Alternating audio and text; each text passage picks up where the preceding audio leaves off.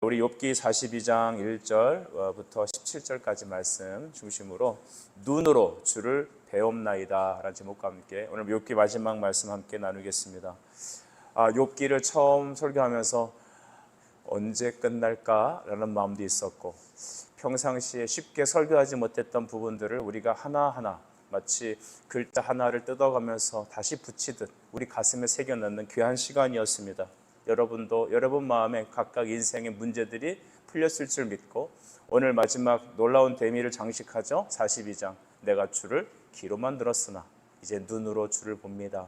여러분도 이런 은혜들이 임하길 간절히 바랍니다. 여러분, 여호와께서 사탄에게 말씀하셨죠. 우리가 욥기 1장 8절 이후를 보게 되면 주님께서 사탄에게 말하되 내가 내 종 욥을 주야여 보았느냐? 이와 같이 완전한 자가 없다. 주님 이렇게 인정하셨습니다. 그러니까 사탄이 이렇게 말하죠. 하나님이 욥한테 그렇게 잘해주는데 욥이 어떻게 하나님을 떠나겠어요? 라고 이렇게 반문하는 것입니다. 그도 그럴 것이 욥은 동방의 최고의 부자였습니다. 그냥 적당히 잘 사는 사람 정도가 아니었어요. 그의 자녀들은 완전하였습니다. 그리고 욥은 또 많은 재산을 갖고 또 당시에 있던 동네 사람들에게 아주 덕망이 높았던 사람들이죠. 명예와 존경을 받고 물질이 많고, 돈이 많은 분들의 특징이 뭐예요? 항상 밝잖아요. 물론 아닌 집도 있지만 걱정 근심이 없으니까. 또 여러분, 우리 어른들이 이제 연세 드셔서 몸이 아프고 하신 이유가 뭐예요? 젊었을 때 일을 많이 했기 때문이에요.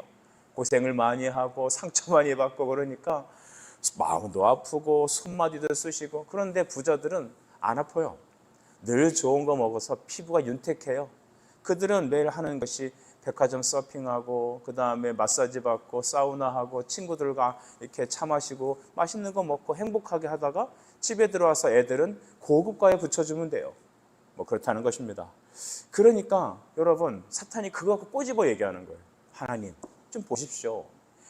하나님 잘해주니까 욥이 하나님 떠나겠습니까? 그래서 하나님께서 어떻게 옵션을 주십니까? 그래? 그렇다면 내가 너한테 욥을 맡기겠다. 그의 가진 거 네가 다 싸고 걷어와 봐라. 정말 사탄은 그에게 있는 모든 것을 싸그리 가져갑니다. 심지어 마지막에는 그의 건강을 치게까지 하셨죠. 그러니까 그는 거기서 모든 것을 잃고 건강마저 잃었습니다. 여러분, 건강을 잃으면 모든 것을 다 잃었다라는 말도 있는 것 같아요. 그만큼 그는 모든 걸 다 잃었습니다. 거기서 끝이지 않죠. 친구들이 와갖고 그의 마음을 휘집어 놓습니다. 그리고 뭐라고 말합니까? 욥, 너는 죄를 지었어. 하나님 앞에 너는 죄인이야. 그러니 빨리 회개하고 이 어려움을 극복해라.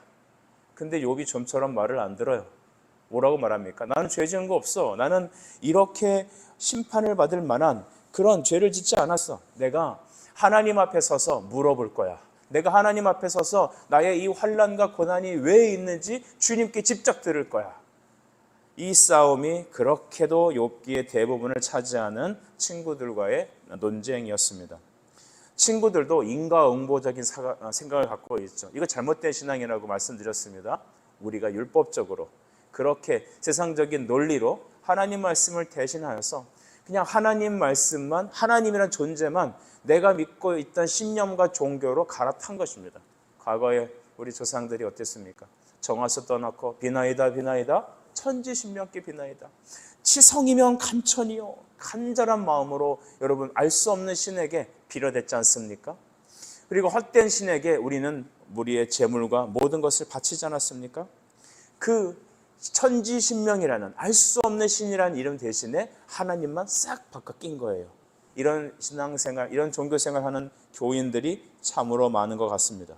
하나님은 그들에게 나타나셨습니다. 38장 이후에 하나님이 그들에게 나타나서 하시는 말씀이 무엇입니까? 욥에게 나타나셔서 바로 내가 너의 창조주라는 것을 알려주십니다. 왜 하나님 창조를 말씀하신다고요? 창조는 원인이 없습니다. 창조는 하나님이 원인입니다. 그리고 섭리까지도 같이 얘기하십니다. 그래서 우리가 엊그제 또 어제 말씀드렸던 것, 또 리워 야단에 대한 것들, 이런 말씀을 들으면서 이런 모든 것을 내가 컨트롤하고 창조하고 다스린다. 너의 인생에 네가 알 수 없는 그 모든 것 다 내 손 안에 있다. 여러분, 우리의 당면한 이 모든 일들은 우리가 헤아릴 수 없습니다. 지금 환경이 어렵다고 인생이 망한 것입니까? 내가 큰 죄를 지은 것입니까? 내가 하나님 앞에 어떤 하나님 나를 아예 버리셨습니까? 그런 거 아니라는 것입니다. 우리가 알 수 없는 하나님의 경륜과 섭리가 있습니다. 그래서 우리는 기도할 때 하나님을 찾아야 합니다. 우리는 하나님을 이용해서 내 삶의 문제를 해결하려고 해서는 안 되는 것이죠. 우리가 과거에 여러분 이렇게 보면 어부들은 바다신에게, 또한 농사를 짓는 사람은 비의 신에게, 조선이나 고려 이 시대 보면 비가 안 오면 여러분 뭐 했죠? 기우제를 드렸잖아요. 왕이 직접 내가 덕이 부족한 탓이고 또 이 나라를 국률이 여겨주시고 그냥 미련한 그 백성들을 그냥 달래기 위해서 기우제 같은 걸 지냈습니다. 여러분 기우제 지낼 때 그 하늘에 대해서 정말 인격적인 그 신이 내 안에 들어와서 내가 그와 교제하기를 원해서 그런 거 하는 사람들이 어디 있습니까? 당장의 이 어려움을 지나가고 싶은 거예요. 당장의 내 문제가 해결되고 싶은 것입니다. 욥의 친구들은 바로 그것을 말한 겁니다. 회개는 무엇입니까? 회개는 내 안에 있는 죄가 예수 그리스도 이름으로 떨어져 나가고 그리스도와 내가 하나 되기를 원하는 인격적인 교제를 원한 간절한 나아감이죠. 오늘 우리에게는 참된 회개 있기를 바랍니다. 42장 3절 말씀을 읽어보겠습니다. 무지한 말로 이치를 가리는 자가 누구이니까? 나는 깨닫지도 못한 일을 말하였고 스스로 할 수도 없고 헤아리기도 어려운 일을 말하였나이다. 욥이 하나님께 드린 말씀이죠. 여러분 이 말씀을 통해 나는 하나님을 잘 몰라서 아무 말이나 막 했습니다. 우리 찬양 중에 이전에 주님을 내가 몰라, 주님을 모르니까 원망하고 주님 모르니까 낙심하고 주님 모르니까, 이 모른다는 의미는 만나지 못하여서라고 한 말과 똑같습니다. 주 예수 내 마음에 들어오면 내 안에 새 생명이 시작되고 내가 변화되는 것이죠. 생명은 주님이 주고 내 삶의 거룩한 삶은 내가 스스로 결단하고 노력해서 된다는 것은 도덕주의입니다. 여러분 기독교는 도덕주의가 아닙니다. 기독교는 말씀 중심이며 하나님의 임재를 추구하는 것이고 주님의 주권을 기대는 것입니다. 주님 내게 오셔서 내 안에 성령의 역사를 주시옵소서. 우리가 웨스트민스터 신앙고백서 같은 문서들을 보면 성령의 역사 중에 효과적인 성령의 역사라는 챕터가 있습니다. 하나님은 효과적이다. 다른 것도 유력한데 하나님이 좀 더 낫다라는 방법이 아닙니다. 유일한 것입니다. 유일한. 성령이 스승이 되시고 우리 안에 떨어진 말씀 속에 성령이 일하시는 방법밖에 없습니다. 어떻게 사람은 바뀔까요? 어떻게 우리는 영생을 얻고 어떻게 우리 이 땅에서 주님의 길을 걸어갈 수 있을까요? 좁은 문을 향해서 어떻게 좁은 길을 가는 믿음의 종들이 될 수 있을까요? 여러분 그것은 우리의 힘과 결단으로 되지 않습니다. 저는 우리 주일날 말씀을 전해줬던 우리 신철순 목사님을 다시 한번 생각해 봅니다. 목사님께서 그러셨어요. 내가 눈이 너무 많이 와서 내가 그 눈도 안 좋고 운전하기가 두렵다. 여러분 충분히 그 어른에게는 운전하는 것이 쉬운 일은 아닐 것입니다. 그런데 밤새 기도하고 아침에 전화 오기를 내가 밤새 기도했는데 꼭 가야겠다라는 것입니다. 여러분 이게 목회자입니다. 이것이 성도입니다. 내가 설사 무슨 일을 당할지라도 내가 일로 가면 어려움을 당할 줄 알지만 불편한 것 같지만 그러나 주님이 원하시면 그것은 성령이 그 안에서 효과적으로 유일하게 단독적으로 주권적으로 역사하는 것이죠. 여러분 우리 주일날 어땠습니까? 말씀의 기쁨을 누리지 않았습니까? 여러분 이 인생에 우리 인생이 되어야 되는 것입니다. 저는 하나님을 잘 몰랐습니다. 그냥 귀로만 들어 살았습니다. 지식적으로 알았던 것 같습니다. 그래서 아무 말이나 막 했습니다. 아무 마음이나 막 가졌습니다. 그러나 주님 이제부터 저를 고쳐주세요. 주님 은혜를 주세요. 평생 배워도 부족한 것은 하나님의 말씀이죠. 5절과 6절에도 그는 자기가 얼마나 어리석은 자였는지를 회개하고 있죠. 5절 한번 같이 읽어볼까요? 시작. 내가 주께 대하여 귀로 듣기만 하였사오나 이제는 눈으로 주를 배움나이다. 아멘. 이것이 진정한 회개입니다. 요한계시록 3장 20절 말씀에 볼지어다 누구든지 내가 문을 두드릴 때 너의 문을 열면 내가 들어가 너로 하나 되고 너는 나와 함께 먹으리라고 말씀하셨잖아요. 그러므로 그런 은혜를 받은 사람은 6절에 스스로 거두어드리고 티끌과 재 가운데 회개하나이다. 아까 말씀드렸죠. 이 엘리후를 비롯한 세 친구들의 문제는 바로 액땜을 하는 것입니다. 내 행복과 성공을 위해서 문제를 해치우기 위해서 바다에 조업을 나가서 고기를 많이 잡고 농사 지을 때 햇볕이 제때 들어오고 비가 내려서 농사가 잘 되기 위해서 신에게 액땜을 하는 겁니다. 그냥 달래주는 것이죠. 이것을 회개가라고 말하지 않습니다. 회개는 그러므로 은혜입니다. 여러분, 회개도 은혜입니다. 우리 자녀들이 예수님을 모르고 회개하지 않아요. 그럼 어떻게 될까요? 은혜를 달라고 구해야 되는 거예요. 우리 성도들이 정말 믿음 없이 살아가는 모습이 있어요. 어린아이 같고 예수 모르는 것 같고, 그럴 때 어떻게 될까요? 너 그러면 안 된다 하고 정죄할 게 아니라 기도해 줘야 되는 것입니다. 부부싸움도 마찬가지예요. 부부싸움 할 때 여러분, 어떨 때 여러분 우리는 해결됩니까? 당신이 그래서 이랬잖아, 내가 당신 만나서 그래 됐잖아, 이렇게 되면 논리 싸움으로 들어가면 그다음부터 그 집은 문제가 심각해집니다. 그런데 그리스도의 사랑 앞에, 십자가 사랑 앞에서 내가 무릎 꿇고 주님 앞에 양쪽 모두 다 서게 되면 그때는 사랑과 용납과 연합이 일어납니다. 십자가의 비밀은 무엇입니까? 유대인과 이방인이 하나가 되는 것입니다. 여러분, 오늘날 이스라엘과 팔레스타인이 하나 되는 문제는 예수 그리스도의 십자가 앞에서 하나 되는 것이죠. 그들은 여러분 과거 예수님을 몰랐습니다. 자신이 벌받을 짓을 했기 때문에 잘못됐다고 말하는 그 세 친구들과 욥은 아니야, 나는 깨끗해, 내가 하나님 앞에 따라져서 내 공의를 세울 거야. 이 양쪽 다 여러분 다 하나님 앞에 무지함이었습니다. 십자가 앞에서 우리가 서서 주님을 바라봅시다. 십자가 앞에 서면 우리 안에 두 가지 문제가 해결됩니다. 첫째, 우리 안에 여러분 정죄가 사라지고 낙심이 사라집니다. 왜 우리 안에 낙심과 왜 절망이 찾아오고 정죄가 찾아옵니까? 십자가를 바라보지 않기 때문입니다. 주님이 나를 위해 다 이루셨는데, 요한복음 19장에 우리 31절 말씀을 보면 내가 다 이루었다라고 주님 말씀하시잖아요. 여러분, 주님이 다 이루셨습니다. 왜 날 사랑하십니까? 라고 주님께 물어보셨습니까? 그런 문제가 풀리는 것입니다. 나만 일하는 것 같고, 나만 고난받는 것 같고, 나만 힘쓰는 것 같습니까? 십자가 앞에 서면 주님 앞에 다 해결이 됩니다. 내가 무엇을 말할까요? 내가 누구한테 하소연할까요? 주님이 십자가 다치셨는데, 그 종의 마음을 갖는 것, 아버지의 마음을 품는 것은 십자가 앞에 설 때입니다. 여러분, 우리는 교만할 수 없습니다. 왜일까요?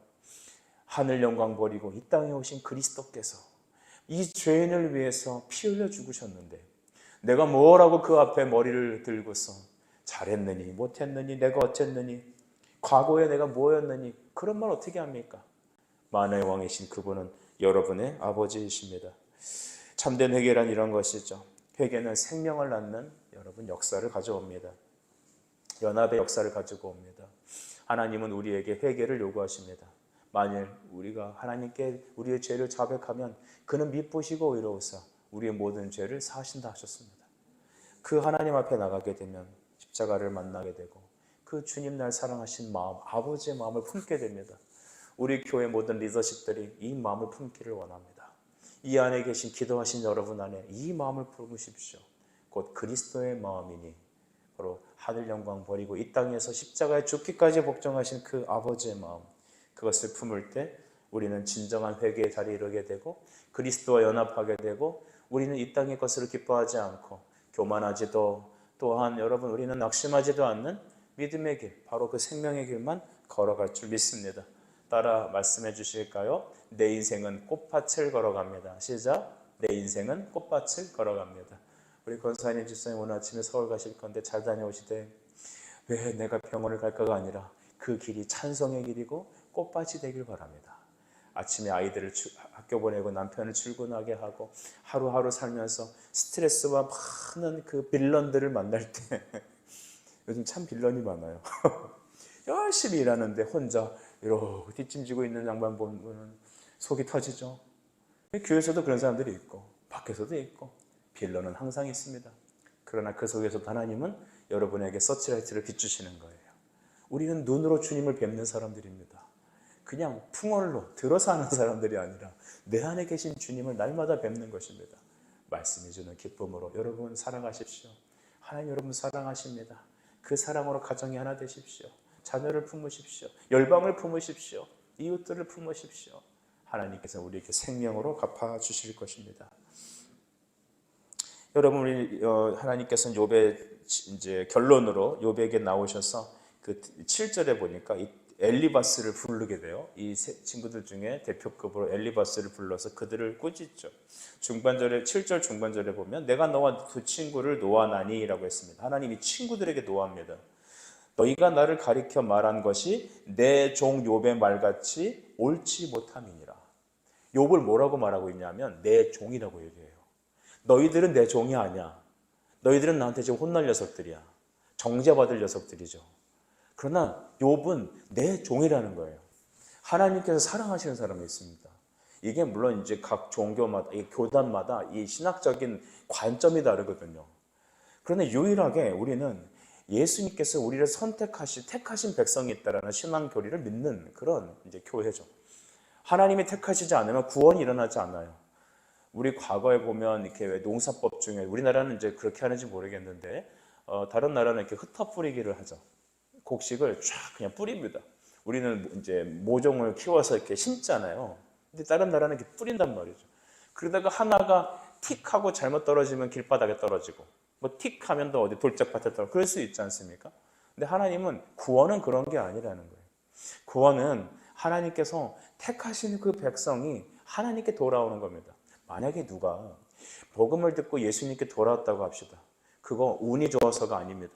여러분이 잘해서가 그게 아닙니다. 우리 교회가 뭐 능력이 있어서가 아니에요. 하나님의 복음이 능력입니다. 둘째, 하나님이 선택하셔서 부르셨기 때문입니다. 부르심이 없으면 택하심이 없습니다. 택하심이 없으면 의롭다 하심이 없습니다. 구원이 없는 겁니다. 예수를 믿고 영접하게 된 것 전적인 하나님의 100% 주권적인 역사를 이심을 꼭 믿으십시오. 대신 여러분을 100% 쓰십니다. 그러니까 이쪽도 저쪽도 다 100%예요. 동전도 앞면이 있고 뒷면이 있잖아요. 그처럼 하나님의 전적인 역사가 있는데 여러분을 통하여 이러신다는 영적 비밀이 있죠. 하나님은 욥을 내 종이라고 하셨어요. 이 아침에 여러분을 나의 종이라고 하십니다. 나의 아들이라고 하시고 나의 딸이라고 말합니다. 하나님이 나를 사랑하시는데 세상에 누가 하나님과 내 사이의 사랑을 끊겠습니까? 하나님이 나를 위하시면 누가 나를 정죄하겠습니까? 이 사실이 우리에게 프라이드가 되어야 되는 것이죠. 그리고 그들에게 8절에 보면 수소 7과 순양 7을 가지고 번제를 드려라 라고 얘기합니다. 너희는 내가 정죄하니까 가서 번제를 드리라는 것입니다. 수소 7, 순양 7을 여러분 딱 들으면 우리 1장에 보면 욥이 자녀들을 해서 늘 했던 제사의 방법이었습니다. 번제. 이제 그걸 드렸죠. 자녀들이 혹시나 지을 죄를 위해서 했던 건데 7이라는 숫자는 여러분 완전함을 얘기합니다. 삼위일체도 3이잖아요. 그러니까 4는 이제 땅의 숫자고 3은 하늘의 숫자다. 뭐 이렇게 이제 신학자들 얘기는 하는데 하여튼 7은 완전함을 얘기합니다. 열은 충만함을 얘기하죠. 그러니까 7이라는 것은 완전한 제사를 드려라는 것입니다. 그러면 너희가 번제를 통하여 너희 죄를 용서하겠다라는 하나님의 말씀이죠. 우린 여기서 십자가를 미루어 볼 수 있죠. 우리가 그 행위 온전함 속에서 있지 못한 우리가 하나님의 용서를 받고 하나님의 자녀가 되고 다시 믿음의 바른 길을 걷기 위해서는 반드시 행해야 될 것이 있는데 완전한 제사, 바로 번제를 드려야 되는데 십자가의 번제를 드려야 되는 겁니다. 그러니까 십자가의 말씀을 믿지 않으면 구원이 없는 것입니다. 여러분, 교회를 왜 잘 선택해야 될까요? 그것은 바로 그 메시지에 따라서 사람들의 신앙이 달라지기 때문입니다. 저는 이번 주일을 경험하면서 놀랬습니다. 우리 성도들 저와 함께 1년 좀 안 되는 시간 동안 말씀을 들었는데 그새 말씀을 듣는 그 익숙함이 생기더라고요. 그러므로 여러분, 시설 좋은 교회가 좋은 교회가 아니요. 찬양팀이 좋아서 좋은 교회가 아닙니다. 반드시 가야 될 것은 바른 성경의 해석과 선포가 있는 교회가 가야 되는 것입니다. 그 말씀을 듣고 여러분, 그들은 바로 하나님의 바른 제사로 나갈 수 있었던 것입니다. 예수 외에 다른 구원이 있습니까? 없습니다. 오늘날 우리가 도덕으로 끝나면 안 됩니다. 율법으로 끝내서도 안 됩니다. 선한 행동으로 끝내서도 안 됩니다. 어느 교회들은 좋은 일을 많이 해요. 막 그 바깥에 플랜카드 걸고 무슨 운동 하면서 우리가 지역 사회를 돕고 선한 일을 행하고 우리 목사님은 이렇게 착한 일을 하시고, 근데 자세히 보십시오. 그 중심에 십자가의 복음이 있는지, 그 복음의 선포가 있어야 성령의 작용이 일어나는 거거든요. 바른 키를 꽂아야 문이 열리는 겁니다. 아무 번호나 누른다고 대문이 열립니까? 바른 비번이 딱 찍혀야 띠리릭 하고 문이 열리지 않습니까? 바로 예수 그리스도가 키입니다. 그리스도의 십자가가 우리에게 성령의 역사의 바른 키입니다. 수소 7과 순양 7을 가지고 내게 번제를 드려라. 그것만이 너희가 죄의 용서를 받을 길이다. 구약은 신약의 모형론, 그림자이죠. 장차 예수님의 십자가의 제사로만 너희는 온전케 될 수 있다는 것입니다. 우리는 이번 돌아오는 주일이 성탄 이브 주일인데 그때 우리는 이웃들을 초청할 것입니다. 여러분 안 와도 괜찮습니다만 대신 우리의 사명은 전해야 되는 것입니다. 기도하고 그들이 와서 해야 되는 건 우리 아이들의 행사와 교회 새로 이제 졌으니까 뭐 구경 오고 여기 끝나지 않습니다. 그리스도의 낮아지심을 설교할 겁니다. 한 명의 영혼이라도 그리스도의 완전한 제사이신 십자가의 말씀을 듣고 그들의 영혼이 변화되어 그들이 하나님의 말씀을 들으러 오는 이곳이 바로 복된 자리가 되기를 원하고 여러분의 기도와 여러분의 눈물과 여러분의 작은 수고가 그 한 영혼이 그리스도 앞에와 완전한 제사 앞에 변화되는 그런 계기가 되기를 간절히 바라는 것이죠. 여러분 하나님은 욥에게 복을 주십니다.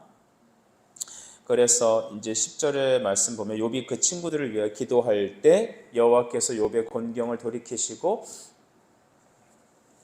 욥에게 이전의 모든 소유보다 갑절이나 주신지라 라고 했습니다. 12절도 보면 욥의 말년에 욥에게 처음보다 더 복을 주시니 여기 더 복을 주시니가 좀 중요하죠. 양 14,000과 낙타 6,000과 소 1,000결이와 암나귀 1,000을 두고 또 아들 7딸 셋을 두었는데 딸은 또 그 지방에서 제일 예쁘고 우리가 이것을 마치 이제 현상적으로만 해석하면 욥기를 잘못 보는 것 같아요. 갑절이나 더 나은 축복을 주셨다는 거예요. 근데 여기 계신 어머니 아버지들 제가 좀 여쭤보고 싶어요. 내 자식이 죽었어요. 잘못됐어요.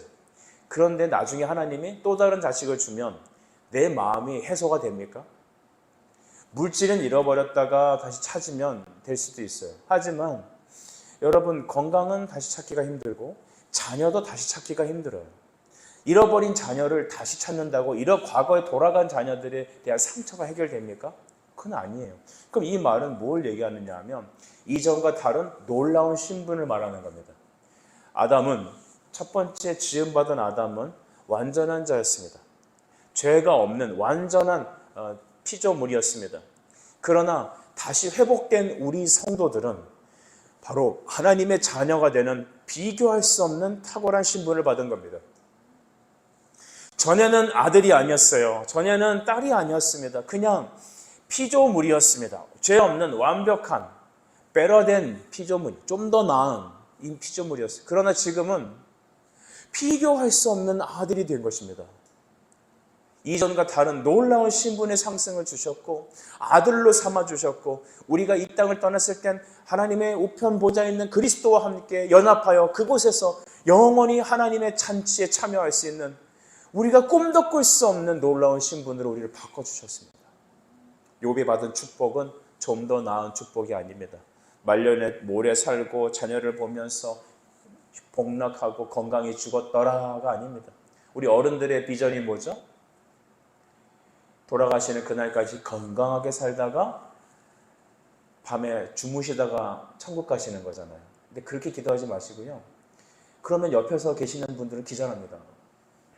어떤 목사님이 이렇게 설교했어요. 제가 강단에서 설교하다가 성도들 앞에서 죽게 해주십시오.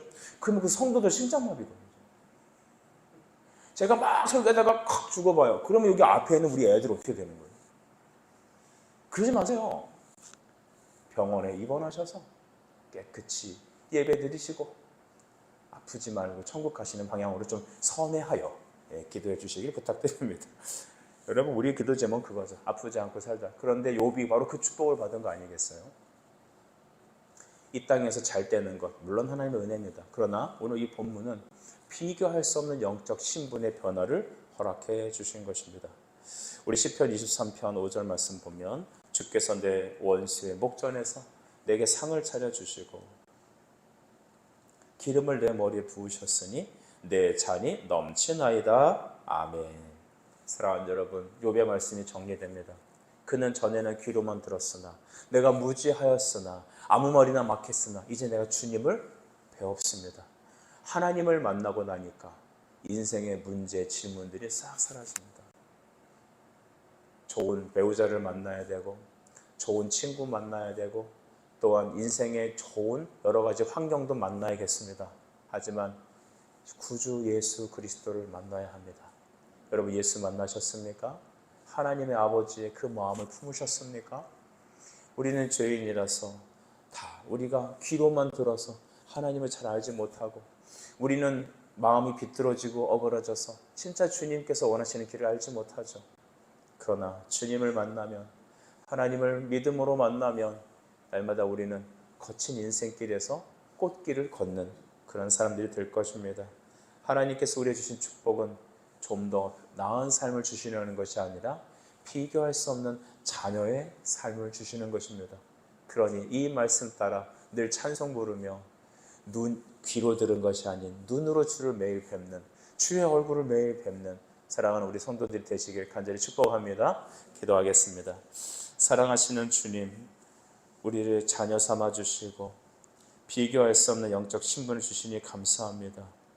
오늘 이 아침에 주께 기대고 나가오니 거친 인생 속에서도 찬송 부르며 십자가 앞에 감격하며 살아가는 우리의 하루 인생 되게 하여 주시옵소서. 또한 먼 곳으로 가셔서 또 오늘 병원 다녀오시는 살아가는 지체들 보호하시고, 학교를 보내는 우리 아이들 지켜주시고, 환난 가운데 기도하는 성도들을 붙잡아 주시고, 믿음이 흔들리는 우리 성도들에게 찾아가셔서 주여 그들을 자녀로서 붙잡아 주옵소서. 예수 그리스도의 이름으로 기도드립니다. 아멘.